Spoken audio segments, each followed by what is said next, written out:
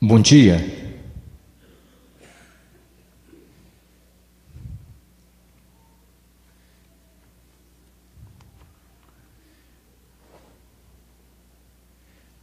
Eu tenho de admitir que o assunto que vou trazer nesta manhã é com trepidação que eu lhes trago. Até a noite passada eu estava perguntando: Senhor, isso é realmente o que eu devo falar? Eu sei que pode não ser uma mensagem popular, mas é bíblica. E eu acho, apenas por conversar com os líderes da sua igreja, nos minutos anteriores ao culto hoje, uma coisa que eu já tenho visto nestes homens é que vocês são uma igreja que realmente deseja ser bíblica. Então, portanto, eu vim de Santo Antônio essa manhã. Deus me trouxe aqui para lhes trazer uma mensagem sobre a doutrina do inferno. Eu venho estudando este tópico nas últimas 3 semanas e ela é amedrontadora. No início eu pensei em lhes trazer uma mensagem sobre oração, pois eu sei que alguns de vocês irão embora hoje com um sentimento ruim. Esse sentimento estará conectado com este cara de Santo Antônio. Eu entendo isso. E eu posso não ser o pregador mais popular para isso. Uma coisa que é verdade sobre a doutrina do inferno, e isso testará vocês. Será um teste para saber se vocês realmente são uma igreja teocêntrica. A doutrina do inferno realmente testa a sua centralidade em Deus. Ela é uma doutrina bíblica, e ela é uma boa doutrina para nós olharmos esta manhã. Antes de começar, vamos orar.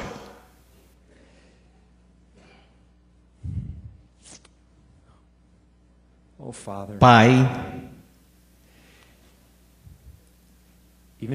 até mesmo quando levo em conta eu mesmo pregando sobre isso, como eu fui lembrado de quanto eu mereço esse lugar, quanto eu mereço os tormentos que eu vou descrever hoje. Senhor, Tu não somente me salvaste, Tu me fizeste um pregador. Eu não entendo.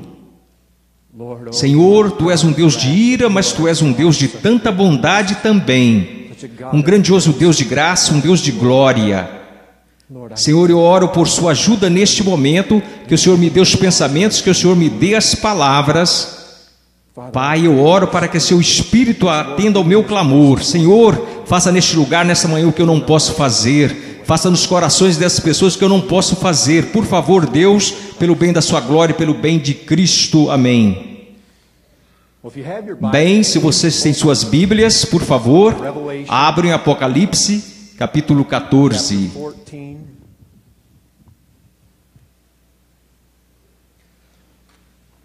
Apocalipse, capítulo 14.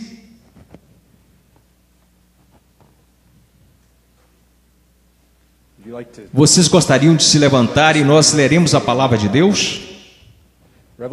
Apocalipse 14, eu vou começar a ler o verso 9.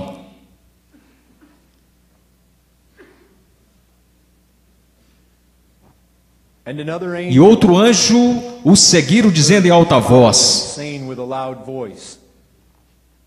se alguém adora a besta e a sua imagem, e recebe a sua marca na fronte ou sobre a mão direita, também esse beberá do vinho da cólera de Deus, preparado sem mistura do cálice da sua ira, e será atormentado com fogo e enxofre diante dos santos anjos na presença do Cordeiro. A fumaça do seu tormento sobe pelos séculos dos séculos, e não tem descanso algum, nem de dia nem de noite. Vocês podem se sentar. Eu quero falar sobre 4 pontos essa manhã: segurança, gravidade, conveniência, santidade. Agora, o que eu quero dizer com isso é a segurança do mundo. Eles não acham que eles vão para lá. a gravidade do lugar descrito, a conveniência disso e a santidade. Santidade é uma palavra que tem a ver com ser sem pecado. O inferno é um lugar amedrontador, mas é um bom lugar quando nós o entendemos corretamente, quando nós entendemos a glória de Deus corretamente. Primeiro, a segurança.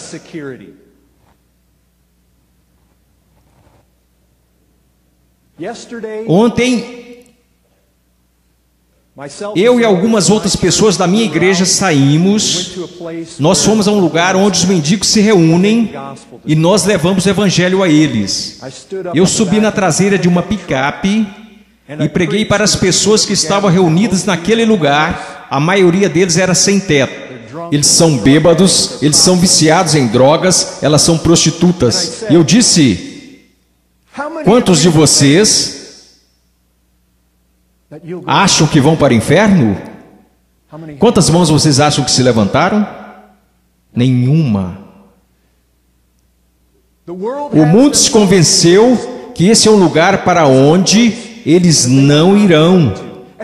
Todo homem supõe, quando os homens ouvem a doutrina do inferno, quando eles ouvem que há um inferno, mesmo quando eles ouvem que poucos irão para o céu, há poucos que realmente entendem isso. Eles creem, eles idealizam, eles raciocinam: não eu não vou para lá. De alguma maneira, cada um de nós, por 25 anos da minha vida, eu estive perdido. Eu servia o pecado, eu servia a mim mesmo, eu servia Satanás, eu não pensava que ia para o inferno. Agora, louvado seja Deus, eu não vou, mas não foi por causa de nenhum dos meus planos naquela época. Nenhum homem quer acreditar que vai para o inferno. Você sabe, alguns de vocês já leram esse texto. Eu sei que existem pessoas entre vocês como aqueles. Eu sei baseado no que a palavra de Deus me diz. Alguns de vocês nesse lugar que ouvem a minha voz irão para o lugar que eu descrevo hoje. Alguns de vocês já estão caminhando para lá. Vocês não acham que vão, mas até agora vocês provocam Deus pela sua própria presença do seu louvor hoje, pois vocês não têm Cristo. Vocês não têm esperança, vocês estão sem Deus.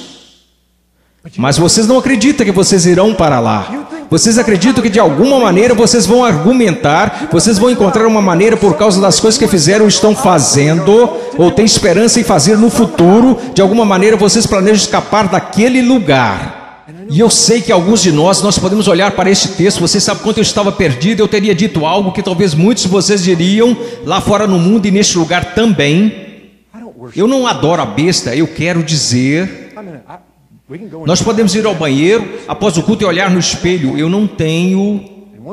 E parte do problema com isso é que nós assistimos muito da série Deixados para Trás. Pois se vocês forem procurar por um 666 na sua mão, você não vai achá-lo. O que significa quando o texto fala sobre a mente, ou a testa e a mão? Nós temos isso descrito em outros lugares. Se quisermos interpretar corretamente o livro de Apocalipse, nós devemos prestar atenção ao que o resto das Escrituras nos diz. Nós vamos aos 8 capítulos do livro de Romanos e ele fala sobre a mente. A mente que é baseada em coisas da carne é morte. É condenação eterna. É uma inimizade contra Deus, é uma hostilidade perante Ele. Você quer saber o que uma marca na fronte significa? A cabeça tem a ver com os pensamentos. Eu posso muito bem descrever aqueles entre vocês que estão neste momento no largo caminho da destruição. O que preenche seus pensamentos? Eu não estou perguntando se você é um membro desta igreja ou se você possui uma Bíblia e até mesmo a ler. O que consome seus pensamentos? Isso irá me dizer, isso irá lhes dizer quem seu Deus é. Seu Deus é quem você pensa. Eu não pensava muito em Deus quando eu era um homem perdido. Mas Deus preenche a minha mente agora. E as mãos são um símbolo do que podemos fazer. Vocês querem ver isso descrito para nós? Mateus capítulo 25, não há melhor descrição em toda a palavra de Deus. As mãos, você quer saber se você possui a marca da besta em suas mãos? Pense sobre isso que Cristo diz. Quem é que vai para o castigo eterno? Eu estava na prisão, eu estava doente, eu estava faminto, eu estava nu, e você não me ajudou. Senhor, quando nós não o ajudamos, da mesma maneira que não fizeram isso para um destes pequeninos, a mim o deixastes de fazer, e será dito para que eles se apartem e eles perecerão em tormento eterno. Homens argumentam e homens planejam. Mas o fato é que a palavra de Deus diz que muitos estão no caminho da destruição. Existem muitos. Isto é amedrontador. Em uma enquete feita nos Estados Unidos, menos de 4% dos americanos acham que vão para o inferno. Não 4%, menos de 4%. E eles não acham que estão indo, eles acreditam que existe uma possibilidade de eles talvez irem. Você sabe o que isso me diz? Há muitos que estão enganados. E eu não quero que vocês que estão aqui sejam os que estão enganados. Aproximadamente 100 milhões de pessoas vão morrer entre o dia 20 de hoje e o dia 20 de fevereiro do ano que vem. 100 milhões de pessoas, isso é incrível. Se vocês fizerem as contas, isso significa que 3 pessoas a cada segundo estão passando para a eternidade.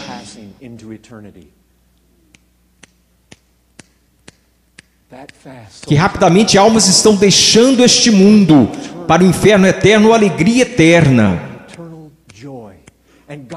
E a palavra de Deus diz que a maioria deles está no largo caminho da destruição. Cristo é o único caminho para o Pai. Aqueles que são budistas neste mundo estão passando para a condenação. Aqueles que morrem sendo muçulmanos estão indo. Católicos praticantes, se eles estão adorando Maria, eles não são adoradores de Cristo.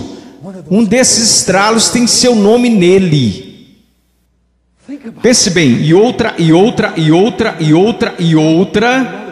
Você tem passado para a eternidade neste momento, e outra. Quando você respirar novamente, no tempo que isso leva, mais almas estão passando para a eternidade.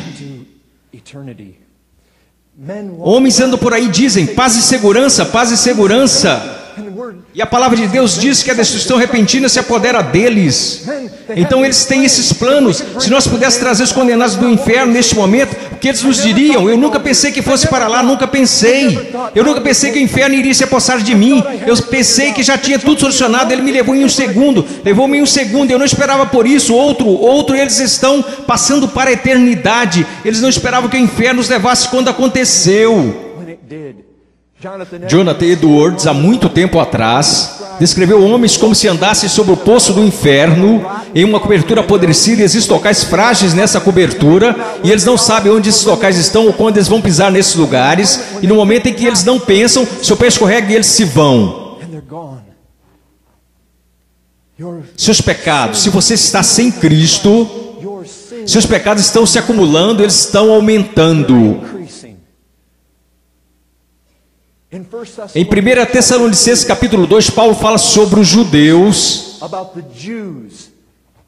e a medida de seus pecados se aumentando. Vocês sabem, existe um lugar no Velho Testamento, em Gênesis, onde Deus disse para Abraão, seu povo irá para o Egito e eles voltarão para esta terra. Mas ainda não, será após 400 anos, pois a iniquidade dos amorreus não está completa ainda. Existe uma parte em Daniel capítulo 12, versículo 2, que fala sobre as transgressões chegando ao seu limite. Se você está sem Cristo, seus pecados estão acumulando, e o momento está chegando quando Deus não irá mais tolerar que você fique aqui. Deus criou o homem à sua imagem para ser portador do bom fruto em sua vida. Cristo disse aos discípulos: vocês vão glorificar meu Pai produzindo muitos frutos. Cristo morreu para nos tornar pessoas frutíferas. Mas se você não vai portar bom fruto, lembre-se o que João Batista disse ao povo: o machado é usado na raiz. Se você não der frutos de arrependimento, ou que indicam arrependimento, o machado é usado nessa área. Deus tem um propósito de ser glorificado. Deus será glorificado por cada alma neste recinto. Ele será. Mas se você não glorificá-lo ativamente através de boas obras, você irá glorificá-lo passivamente através de uma demonstração do seu poder. Romanos capítulo 9 diz claramente que os vasos de ira estão sendo preparados para a destruição, e Deus irá glorificar seu poder e sua ira através de vocês.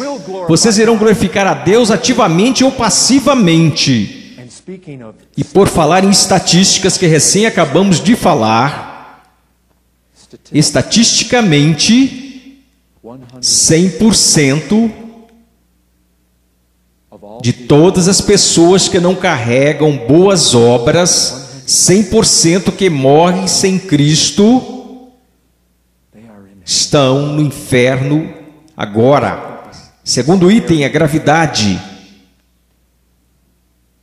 Eu literalmente tremi enquanto estudava este tópico, o que faz a minha alma sacudir dentro de mim a eternidade do inferno.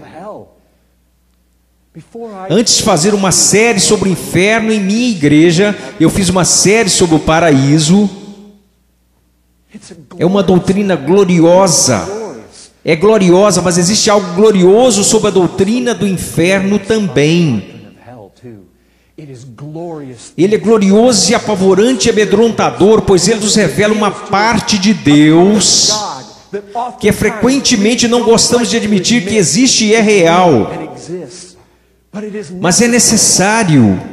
Nós adoramos falar sobre o amor de Deus, a bondade de Deus, a misericórdia de Deus, a compaixão de Deus, a paciência de Deus, as doces misericórdias de Deus. Ah, como é bom render graças a Deus por essas coisas.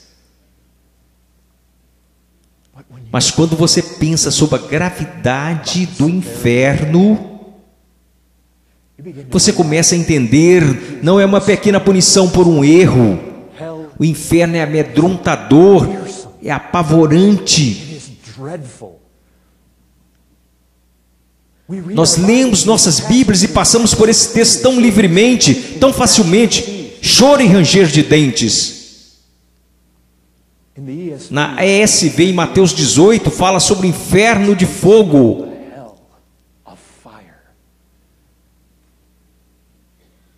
O inferno é um lugar de fogo.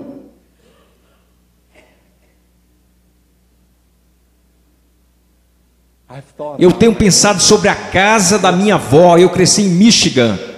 Minha avó meio que vivia em uma era passada. Na casa onde ela vivia havia uma fornalha no porão. E eu posso me lembrar que às vezes eu descia e colocava fogo na fornalha para deixar a casa da minha avó aquecida no inverno. E você abre a porta e existe um fogo raivoso e infernal dentro daquela fornalha. E Cristo descreveu o inferno como uma fornalha ardente. Eu não consigo imaginar ser empurrado por aquele pequeno buraco, e então a porta sendo fechada, e ela nunca mais será aberta, nunca mais se abrirá. Você se queimou no dedo? Se alguma coisa pode ser anexada à ideia de fogo, é a ideia de dor. Deveria ser óbvio em nossas mentes que o inferno é um lugar de dor inimaginável. O homem em Lucas 16 gritou em seus tormentos. Se ele pudesse ter uma gota de água para a sua língua, mas nem mesmo isso seria dado a ele. O que torna o inferno mais amedrontador é que não é apenas uma fornalha ardente. Não somente que Isaías dizia: Deus, quem pode habitar em meio ao fogo? Mas quem pode habitar em meio ao fogo eterno? Eterno, esse é o horror dos horrores sobre o inferno. Ele nunca acaba, é dor excruciante, é angústia. Nossa geração sabe muito pouco sobre dor. Nós temos tantas medicações, tanto para amenizar a dor, mas aqui haverá nada para amenizá-la. Deus não aliviará sua dor, não importa o quanto você grite, não importa o quanto chore. Pensa em choro. Alguma vez você simplesmente chorou incontrolavelmente? Você havia acabado de perder alguém amado?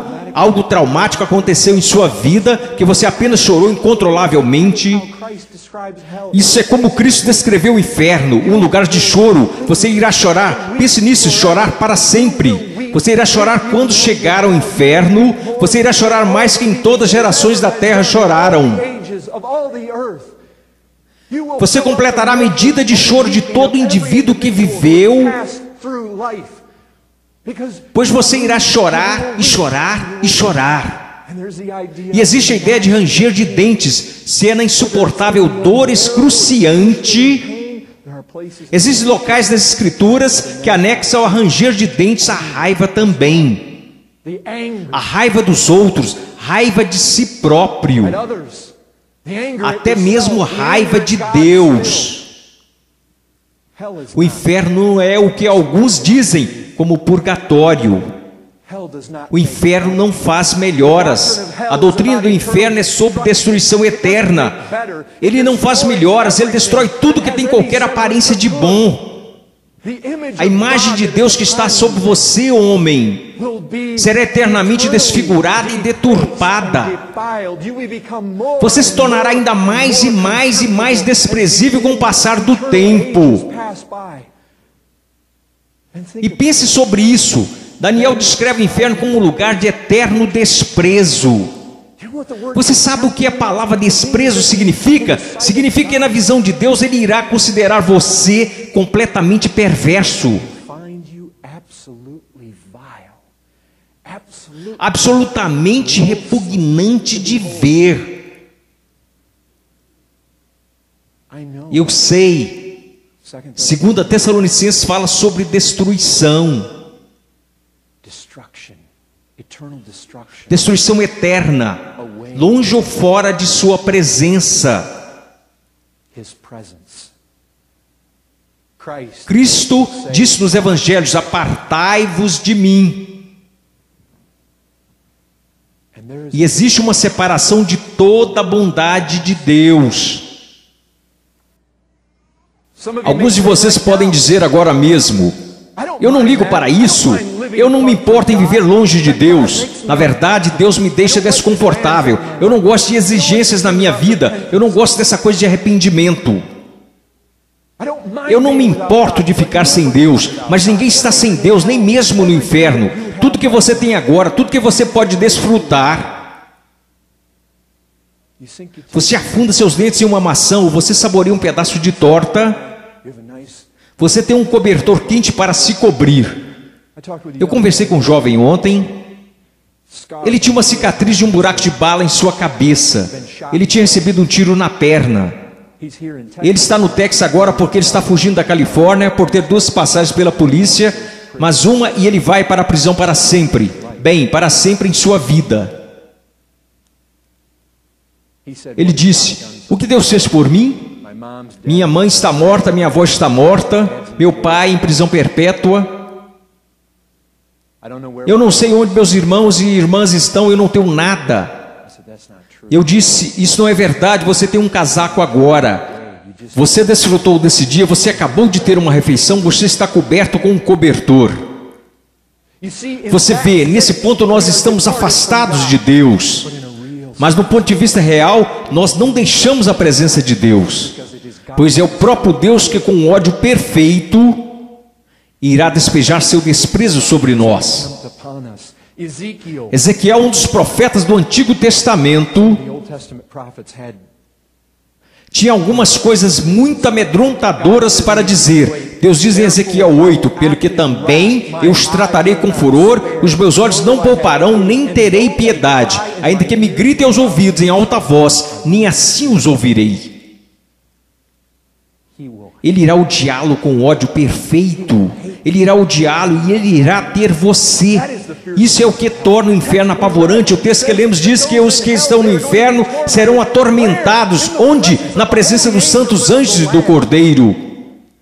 Uma das coisas mais apavorantes sobre o inferno não é a total ausência de Deus. A ausência de todas as suas bênçãos, sim. Você consegue imaginar uma eternidade sem alegria nem conforto? Mas Deus estará lá. Uma das coisas apavorantes sobre Deus é que é algo apavorante cair nas mãos do Deus vivo. Ele é um fogo consumidor, e quando Ele coloca a sua face contra você, Ele te esmagará na espremedura de sua ira, e será para sempre. Jonathan Edwards diz: o Deus Todo-Poderoso infligirá sua ira sem piedade alguma. Quando Deus contempla o indizível, Ele disse: a extremidade inefável de sua situação, e vê seu tormento ser tão vastamente desproporcional à sua força, e vê como sua pobre alma é esmagada e afundada, como se estivesse em uma escuridão infinita. Você não terá compaixão sobre si. Ele não irá adiar execuções de sua ira, ou ao menos diminuir o peso de sua mão. Não haverá moderação, nenhuma misericórdia. Ele não terá consideração com seu bem-estar. Também não será cuidadoso para que você não deva sofrer muito, em qualquer outro sentido, que você não deva sofrer além do que estrita justiça requer. Nada será retido por ser muito duro para você suportar. Agora eu disse que o inferno irá testar a nossa centralidade em Deus.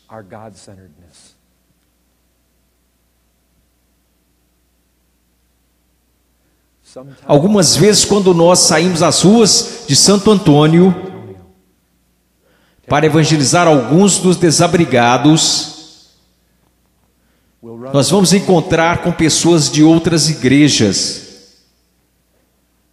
Eles querem dizer a essas pessoas todas as vezes: Deus o ama, Deus o ama, Jesus o ama.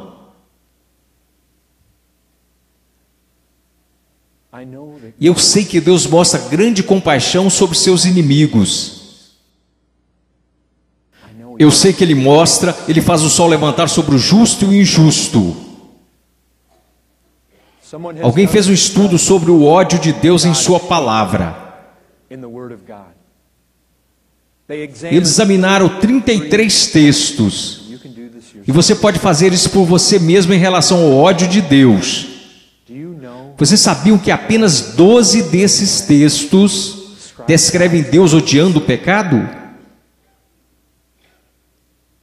12. 21 descreve Deus odiando o pecador.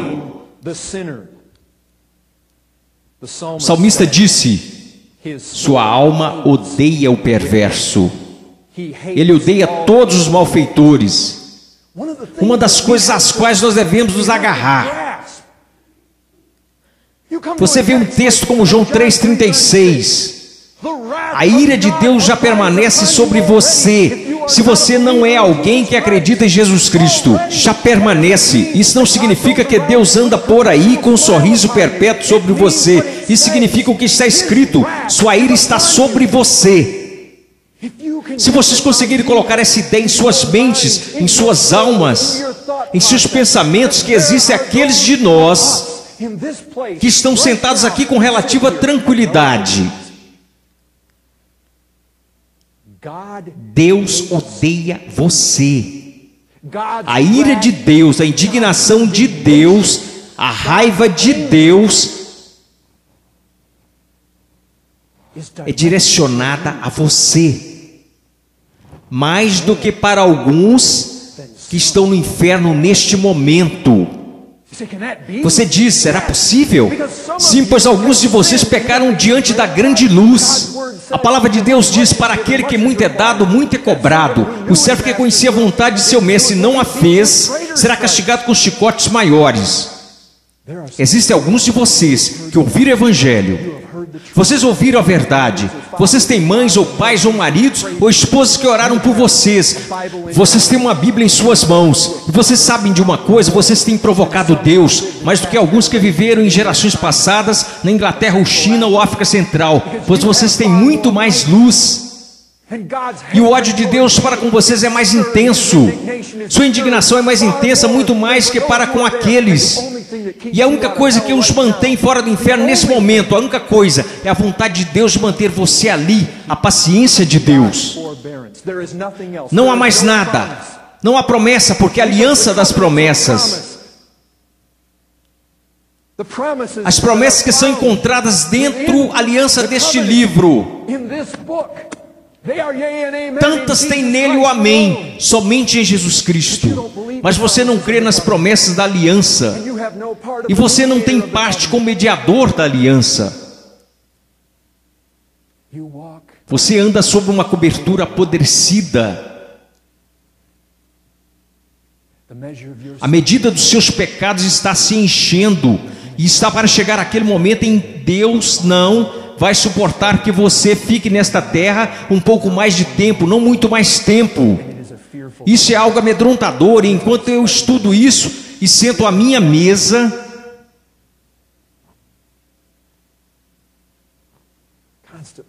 e constantemente pensando em meus filhos, é apavorante, algo apavorante, mas é a realidade. E pregadores que não pregam isso não são fiéis a vocês, pois a palavra de Deus diz isso. E a série sobre o paraíso foi gloriosa. Ela me levou a níveis. Esta é apavorante. O que nós precisamos mais e muito mais é o senso de medo de Deus em nossas assembleias. O choro e o luto há muito tempo sumiram das igrejas dos Estados Unidos da América. O temor de Deus, o tremor. Pois por muito nós perdemos a doutrina do inferno em nosso país. Deus é amor e Ele é. Nós temos uma teologia desequilibrada hoje em dia. O terceiro item que eu gostaria de dizer sobre o inferno é a sua conveniência. Nós achamos que é muito severa? Nós podemos achar, nós iremos pensar que ela é muito severa se nós somos muito antropocêntricos em nossos pensamentos. Eu estava pensando que eu amo missões. E eu desejo, meu coração e alma, é de eventualmente estar nos campos de missões estrangeiras permanentemente. Eu amo ler as biografias de missionários, mas eu olho em volta hoje e vejo muitos poucos em nossas gerações que estão dispostos àquilo que eles fizeram nos dias de Adoniram Judson, ou William Carey ou Hudson Taylor, que estão dispostos a partir para terras estrangeiras. Você sabe por quê? Porque eles não podiam suportar que em meio aos pagãos a glória de Deus não seria exaltada. Eles não podiam dormir à noite.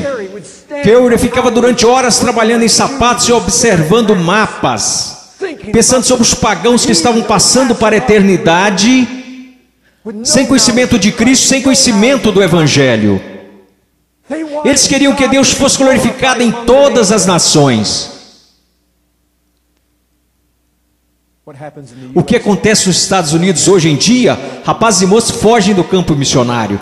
Vocês sabem disso, vocês estudaram o número nas convenções batistas do Sul, vocês sabem disso. A maioria fica no campo missionário estrangeiro por um trimestre. Eles voltam para casa e está tudo acabado. Vocês sabem por quê? Porque a glória de Deus não é a coisa principal. O conforto deles é, e nós vivemos uma geração que vocês conhecem, em que a glória de Deus não é a preocupação principal. Nós dirigimos em nossas rodovias abaixo. A glória de Deus é a maior realidade em todo o universo. Dirigindo nas rodovias onde está Deus, onde Ele está nos outdoors, onde Ele está no rádio, onde Ele está na televisão, onde Ele está. A glória de Deus não importa mais, mas o inferno nos acorda para isso. O inferno fita a mentalidade humanística diretamente nos olhos. E como já disseram, é com uma garra brutal. que rasga através dos tecidos de nosso pensamento humanista. É exatamente isso. Nós precisamos ouvir isso e mais ainda. A doutrina do inferno nos mostra que a nossa visão de pecado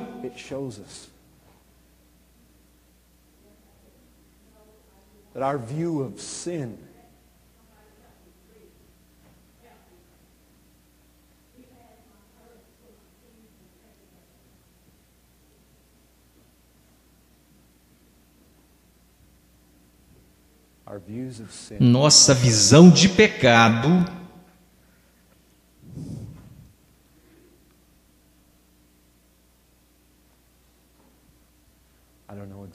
eu não sei exatamente o que está acontecendo, mas nós podemos pensar. Uma das mulheres de nossa igreja teve sua bolsa roubada.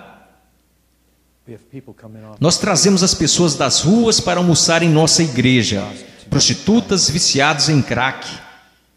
Um deles roubou a bolsa da minha esposa. Nós olhamos para isso e nossa mentalidade hoje é: olha o que eles fizeram para Ruby. Nós chegamos ao ponto em nossa geração onde a autoestima, a importância do homem, a felicidade do homem, existe uma visão tão egocêntrica, tão humanista. O plano horizontal é onde nós vemos o pecado. Nós tendemos a esquecer que quando pecamos, quando a lei de Deus diz não roubarás, não é ultimamente você a quem eu violo quando eu peco contra você. Foi Deus quem deu essa lei, é a lei dele que é quebrada. Você se lembra como José disse: não, como posso eu cometer tal pecado contra Potifar? Como posso eu pecar? Quando a esposa de Potifar estava tentando seduzi-lo, como posso eu cometer esse pecado perante Deus? No Salmo 51, Davi não estava preeminentemente se desculpando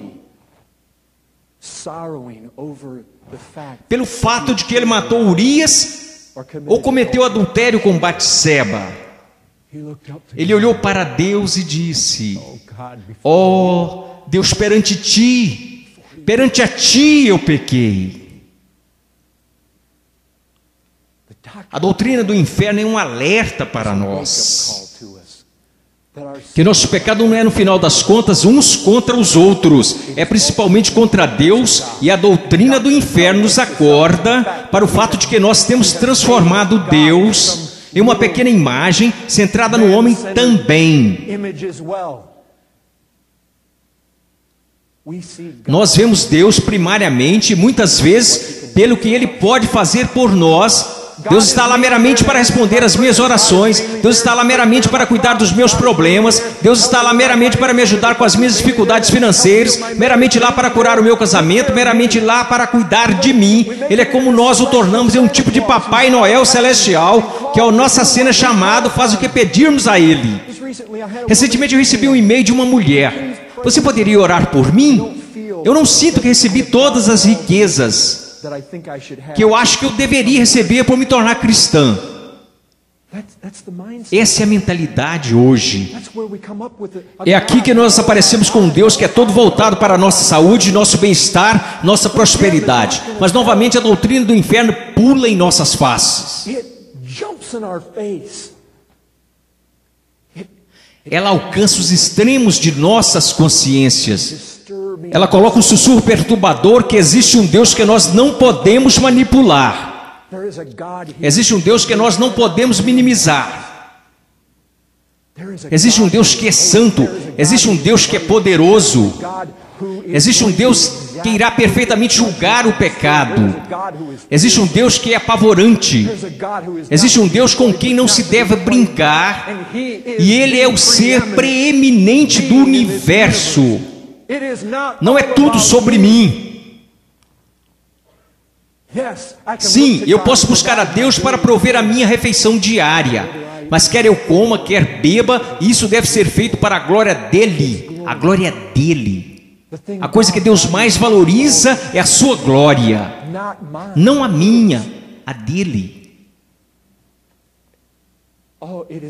Essa é uma doutrina que nos ajuda a entender que somos pequenos, que Ele é grande. Você começa a perceber que o pecado é satisfatório, satisfatoriamente ligado ao inferno. Quando olho para o pecado e o vejo como algo relativamente pequeno e olho para a eternidade do inferno, parece haver uma vasta diferença entre eles. Spurgeon disse que quando aqueles que caem na cova do inferno, eles verão todas as coisas, acima de todas as coisas, para sempre, para sempre. Acima de cada porta, se lá houver tais coisas, acima de cada corrente estará escrito, para sempre. Há total desespero, mas o pecado é algo tão pequeno.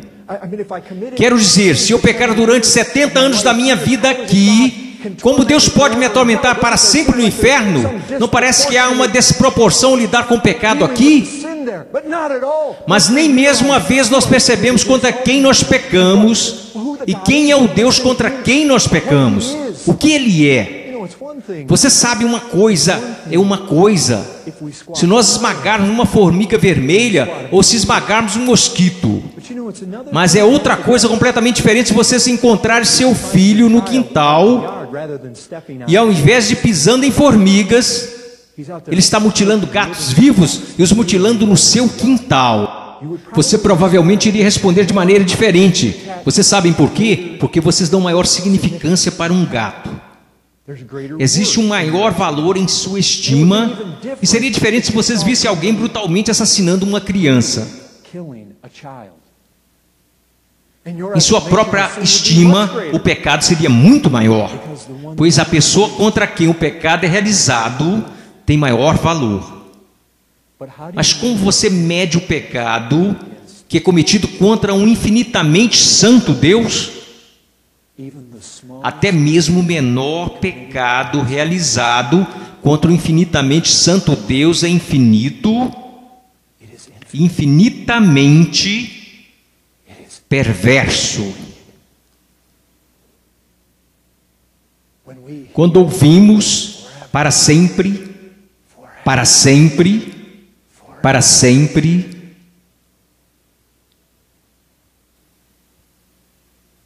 o inferno é razoável, quando vemos em quem é condenado para aquele lugar perverso que é infinito.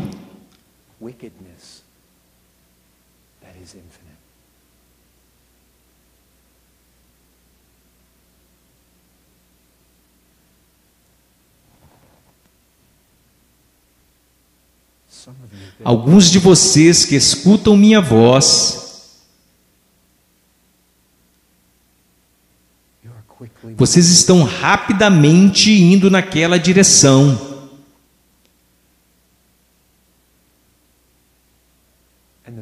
E o que é apavorante, e que eu percebo isso sobre os meus filhos também. Meus filhos estão, os filhos de um pastor, de uma mãe devota, que tem a palavra de Deus trazida a eles quase diariamente, muitas vezes por dia. Eles nasceram sob tamanha luz e resistem a essa luz.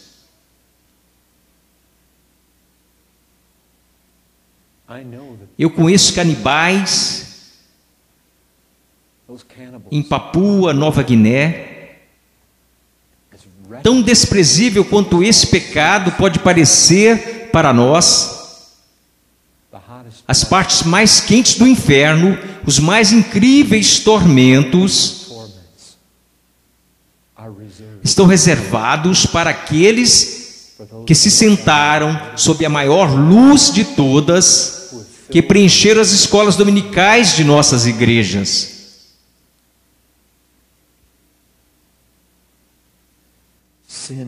o pecado, como o apóstolo Paulo diz em Romanos, excessivamente pecaminoso. Se nós víssemos algo nos homens perversos, aquilo deveria parecer tão perverso para nós, quanto a angústia eterna parece ser tão terrível. Algo que deveria atiçar tanta indignação e repugnância em nós, quanto a angústia eterna causa terror. Todas as objeções contra essa doutrina desapareceriam de uma vez. Vejam, a doutrina do inferno nos confronta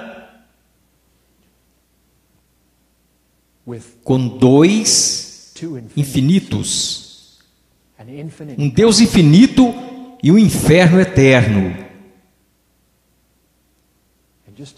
E apenas para finalizar, o último item, a santidade do inferno.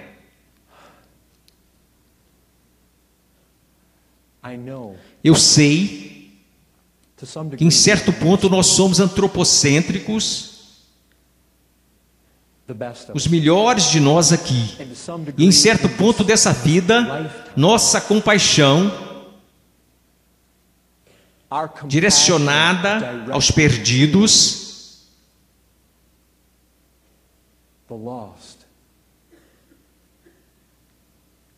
é algo a que nós deveríamos dar nossos corações e por que deveríamos sofrer.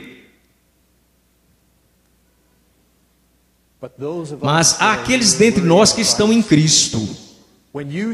Quando vocês estiverem na glória, e existem inúmeros textos que nos dão todas as indicações de que nós veremos condenados no inferno. Nós veremos.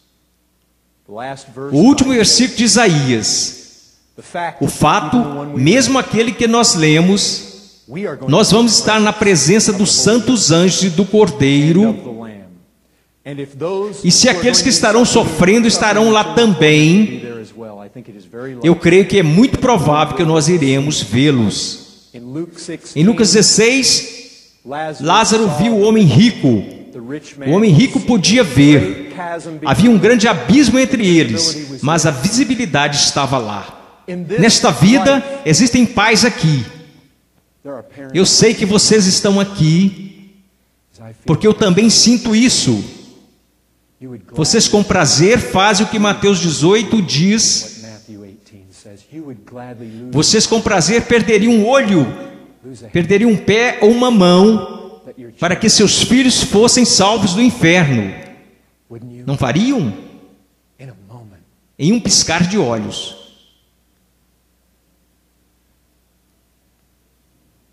Mas mesmo se seus filhos, sua mãe, seu irmão, que acabarem naquele lugar de tormento eterno, e você estiver na glória, acredita, a glória de Cristo irá consumi-lo.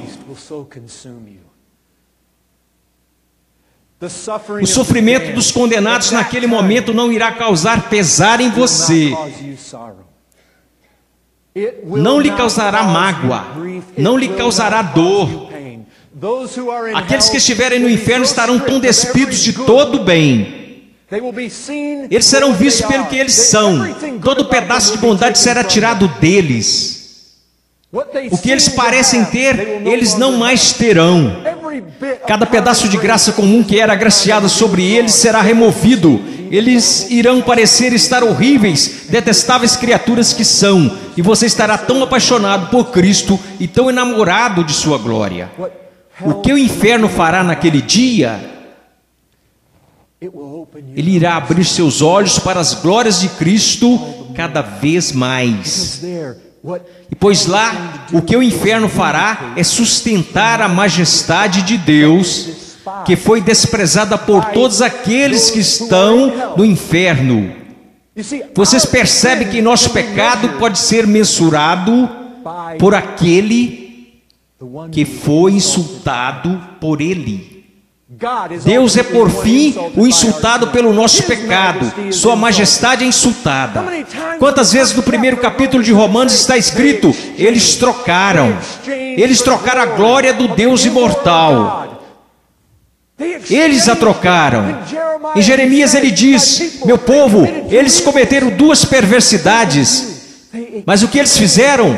Eles trocaram. É aquela troca mortal.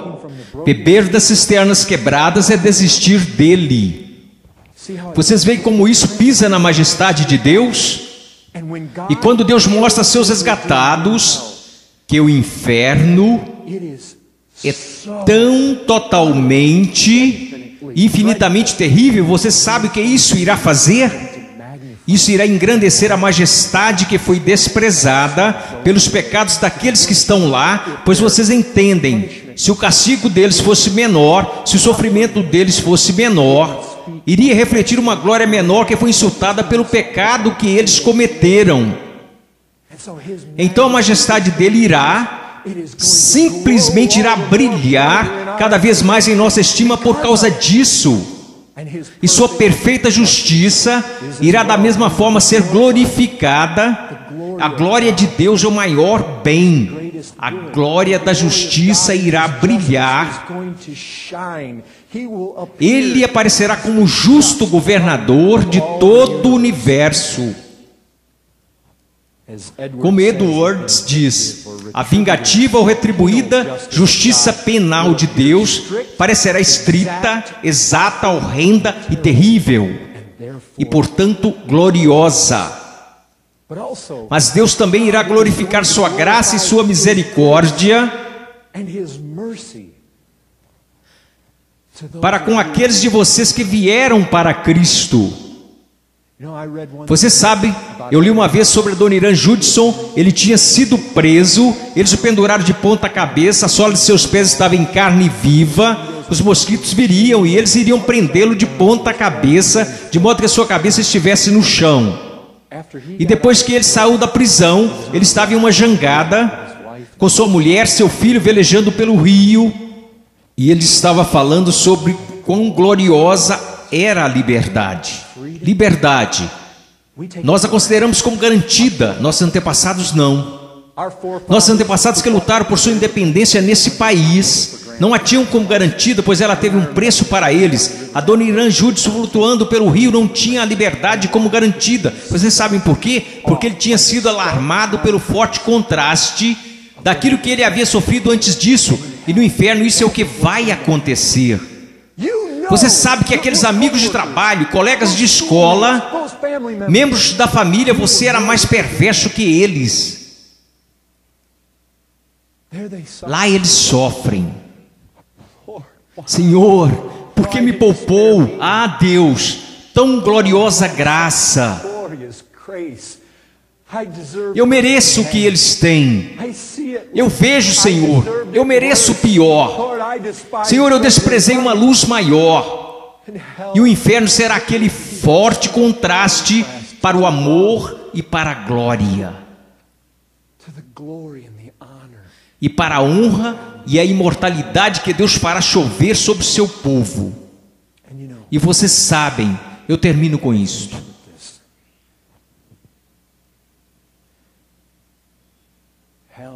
O inferno nos mostra e coloca uma estima adequada sobre a cruz de Jesus Cristo. Pois quando você joga a doutrina do inferno pela janela, você começou a diminuir a completa verdade por trás da cruz de Jesus Cristo. Porque o que o inferno faz é nos mostrar, ele nos mostra o que Cristo teve que pagar por nossa causa. É um alerta para o fato de que o pecado não é um problema pequeno. Se o inferno não fosse severo, então qual seria a necessidade de uma expiação tão severa? Mas quando nós começamos a perceber quão terrível ele é, ele começa a clarear na mente o quanto Cristo sofreu naquelas 3 horas. O que estava por trás daqueles ferimentos nós não podemos saber. meu Deus, por que me abandonaste? Mas nos ajuda a entender, nos ajuda.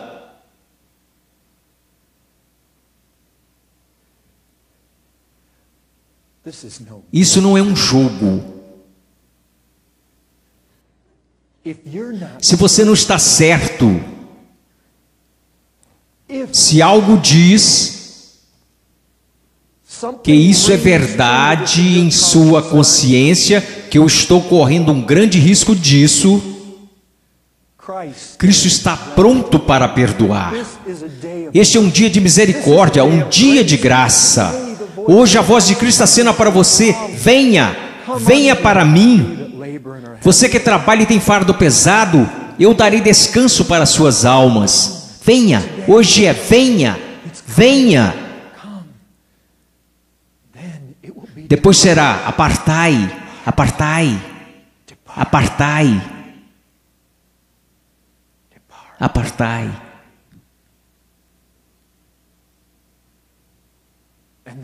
E a porta será fechada. Então estará tudo acabado, sem esperança, sem esperança.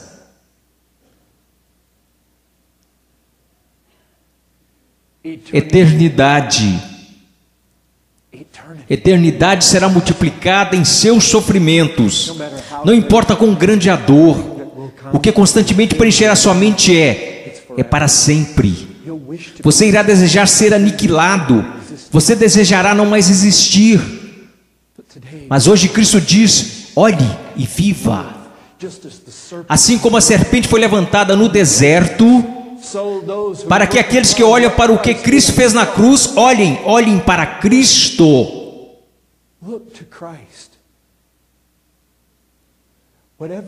Qualquer que seja o seu pecado, ele diz, é melhor se tornar cego do que ir com os 2 olhos para aquele fogo eterno. Vocês devem ter amigos, vocês devem ter alguém que os pressiona, filhos. Vocês convivem com amigos que ririam de vocês se fizessem isso. Não deixe ninguém ser responsável por condenar a sua alma. Existe muito em risco, e não pensem, como alguns dizem, que existe alguma grande festa no inferno. Não é desta maneira. Você vai olhar e vai ranger seus dentes para eles se vocês deveriam ambos acabar no inferno. Você dirá: desgraçados, desgraçados, estou aqui por sua causa. Vocês me conduziram nesse pecado. Não é um jogo. Sua alma está em risco. Sua alma está em risco. Oh, Deus ajude você. Vamos orar.